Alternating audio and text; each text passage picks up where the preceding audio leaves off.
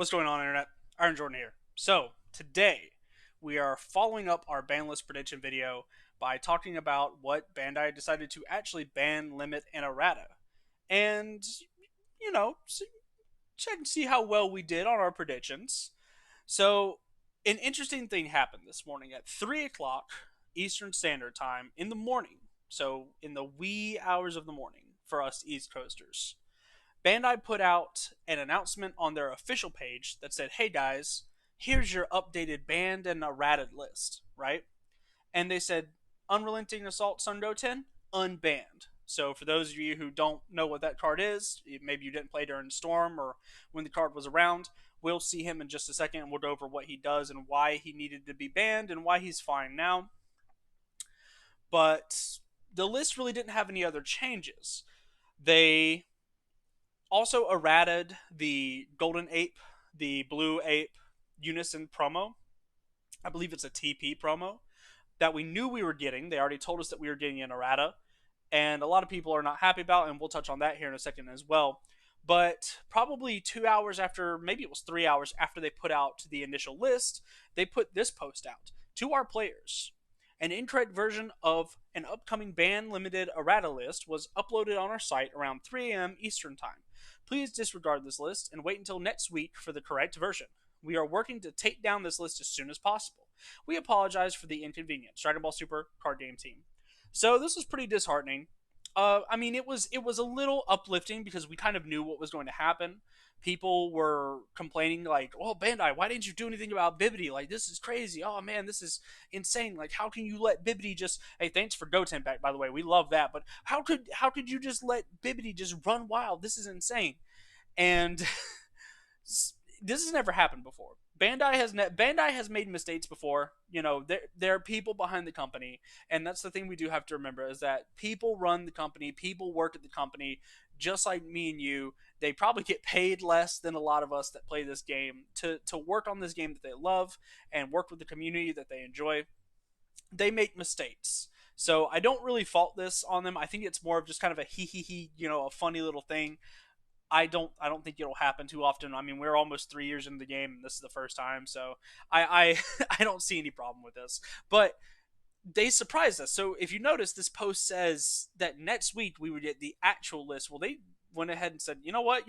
Here's the actual list, and you'll see the cards here that we scrolled past. This is on the Facebook page, so they haven't made the actual post on the as of recording time, they have not made the actual post on their website for the banned, errated, and limited list, but they have put the banned, errated, and limited list on the Facebook page. So I'm assuming that this is kind of just to tide us over and go, hey, look, this is what we meant to put, and we'll put the official announcement next week is when that'll come.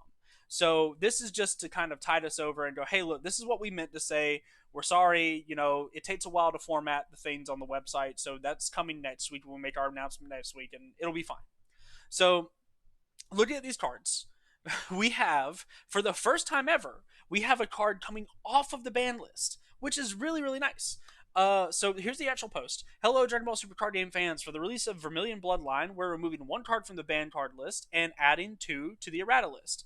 While we plan to announce these changes today, our official website was mistakenly updated with incomplete draft as a list. We apologize for any inconvenience by this previous update. The finalized list of changes, and there will be no further updates next week. So this means that, hey, even though our website doesn't say this, we're not going to be changing this list. This is what we meant to put, and next week the website will be updated with the actual with essentially this post we're looking at now. So remove from the banned card list promo 062 Scrambling Assault Sun Goten. So that's this guy right here. This guy is a tiny Chad, the tiniest Chad to ever exist in the Dragon Ball Super card game. A lot of players might have PTSD for this card. A lot of people might have PTSD for this card because this was a key component, probably the second most recognizable card from Storm. Actually, I mean, there's tons of cards from Storm that are recognizable, but this was the one that you saw on turn one, you saw on turn two, and it was coming at you. It was going to punch you, it was going to draw some cards, whatever. So this is a 2-drop 10k, 0 plus 5k combo. Saiyan, Earthling, Goku's Lineage, which is the important part. Auto, when this card attacks, look at the top 3 cards from your deck, choose up to one card among them, add it to your hand, then place the remaining cards at the bottom of your deck in any order. So this is really good card selection. It, I mean, it just straight up goes, hey, look at the top three cards of your deck, grab the best one, put the rest on the bottom of your deck, and if they were good, use a shuffle effect, and maybe you'll get a chance to get those cards back later. This card was insane.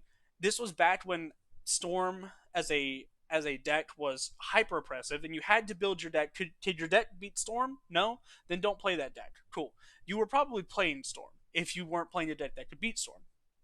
So this guy got banned along with Bardock because he was kind of problematic at the time, anyway. But Bandai thinks it's safe to bring this guy back in. Let me tell you, I've already done a little bit of testing with this. This card still feels incredibly strong.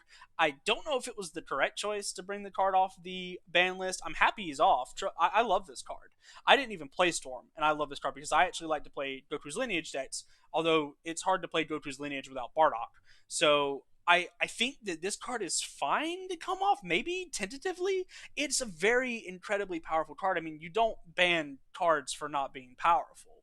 But for now, I think it's fine. We do have Dormant Potential and Topo and Nimbus and all these other things that shut down hard aggro. But if this card sits out on the field for a turn or two, it is a problem. So we will see what happens. My guess is that this card is mostly fine. It will be annoying, but it'll be mostly fine. So I think this is I love this. I love to see cards come off the ban list. I don't think any of the other cards can come off. I'm sorry, Cell fans, it's just never going to happen. The card breaks design because it it makes it harder to design higher cost cells and make them good for the game because you can union absorb into them.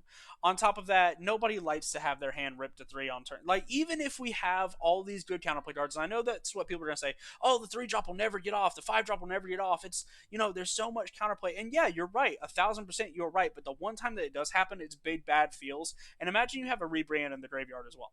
Or imagine you have a Cells Kamehameha in hand as well.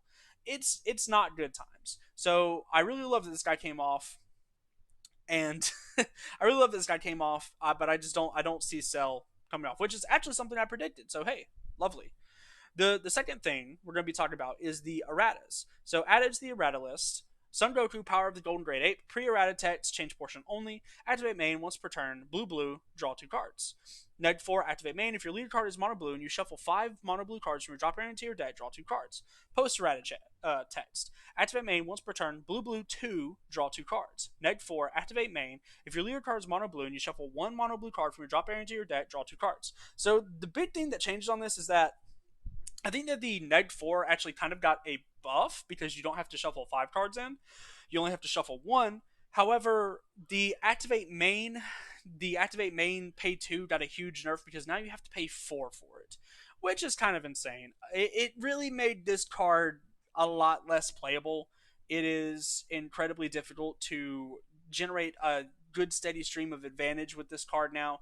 This was probably going to see a lot of play in starter coup. Now maybe not so much because paying 4 to draw 2 is, I mean, we have Drop Ape, we have Rebrand. Those cards cost 2 and they're free to toss to the graveyard, whereas this guy you have to pay 2 to play him at least, and then you have to pay 2 more to get the draw out of him every turn, which is not amazing.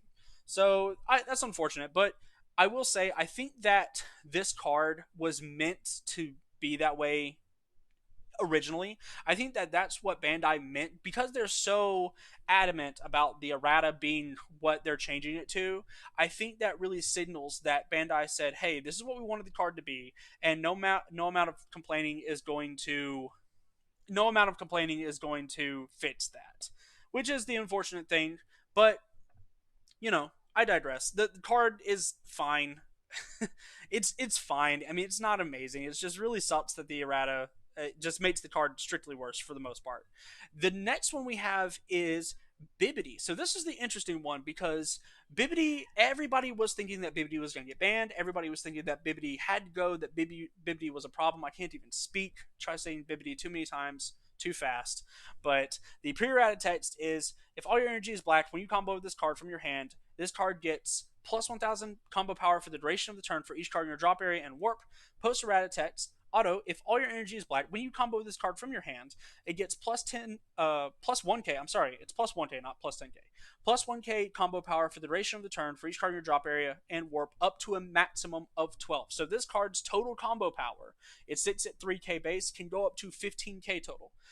This is very, very interesting. This is very, very interesting because Bibbidi is a problem as he currently sits. Now, this almost makes the card stone unplayable, in my opinion. What I would say is that this actually is effectively a ban. It's effectively a ban. So when we look at the math on Bibbidi now goes up to a maximum of 15k. So the problem with this is that Bibbidi has to be comboed from your hand. So he can't be comboed from the field. He can't be comboed from anywhere else. He has to be comboed from your hand. You have to have all black energy. On top of that, you have to already fill cards up into your graveyard. And the hand math is about the same as a super combo if you were to just draw cards. So let's take, for example, any normal super combo that whenever you combo this card, it's plus 10k and it draws a card. If you draw a 5k combo piece, that's 15k combo power right there. With Bibbidi, if you have the maximum amount of cards in your drop area and warp, it is now also a 15k combo power. Okay, cool. You went, maybe kind of less cards in hand, but not really because the super combo that you played that drew a card replaced itself. So I really don't see any reason to run Bibbidi over any other black super combo now. The hand math, the actual combo power math does not work out in your favor if to run Bibbidi anymore. I think this is it's a good fix for no other reason other than the fact that it keeps the card from being oppressive, but it also means the card is unplayed. So it's one of those things where it's like, man, you errated the card, but now it's just stone unplayable, in my opinion, in the most part. So interesting way that they handled this, especially since the funny thing with Bandai is that they've kind of shown they did erratas really early in the game, but they've kind of shown over the past year or so that they don't like to do erratas. They'd rather just ban or limit a card instead of errating attacks, unless it's something like this ape, where hey, we meant for it to be this way, and so that's why it's errata this way. But that's what they ended up doing with Bibbidi. I really think so. When we look at our prediction video, what did we say? We said that Bibbidi was going to get hit. We said Abuni was going to be fine. We said that Cell was not going to come off the list. And then I had a wish list for Topo and Gohan. I said that neither of those cards would get hit, but I kind of wished that they would.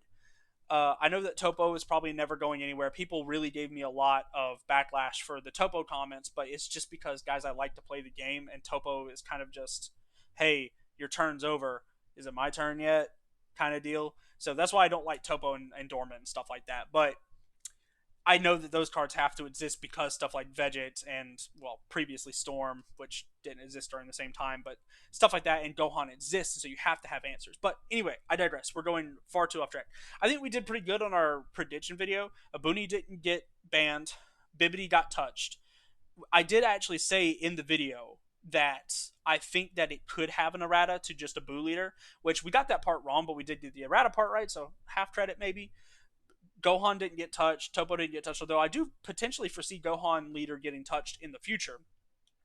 And Cell didn't come off the list. So I think overall we did pretty good on our predictions. I think that Bandai did a good job. I think that we're going to see as we go into this meta, we're going to see the rise of Reboot Gohan as the premier aggro deck leader, which is going to be very interesting as that deck kind of forces you to play its game plan instead of playing your own game plan. So I think that maybe in the next set or two we will have something happen to Gohan, but that'll be something to keep our eyes on for the most part. The other interesting thing is that Koitsukai didn't get hit, which is very strange because Koitsukai is a card that completely shuts down the baby archetype, and I would think that Bandai wants to print, they want to print money, they want to push baby cards on us. And so if they really want to do that, then why leave Koitsukai around, which Koitsukai can be splashed in anything and just kind of shuts the baby deck down. I don't really understand it. So anyway, that's my thoughts on the actual ban list, which ended up not being ban list at all, just an errata list essentially. But I'm really excited to play Goten again. I have dozens of copies of him sitting in my closet from when he got banned, and I just had a bunch of them. So really happy that I held on to them, unlike that guy that made a hammer out of 400 versions of them. Rest in peace to that guy. All right. Well, I hope you guys enjoyed the video. If you did, like, comment, subscribe. We will do more Dragon Ball Super content. We will continue to upload videos relatively regularly. Work's kind of got me busy, so I will upload as I can. But yeah, let me know what you guys think, and I'll see you guys in the next one.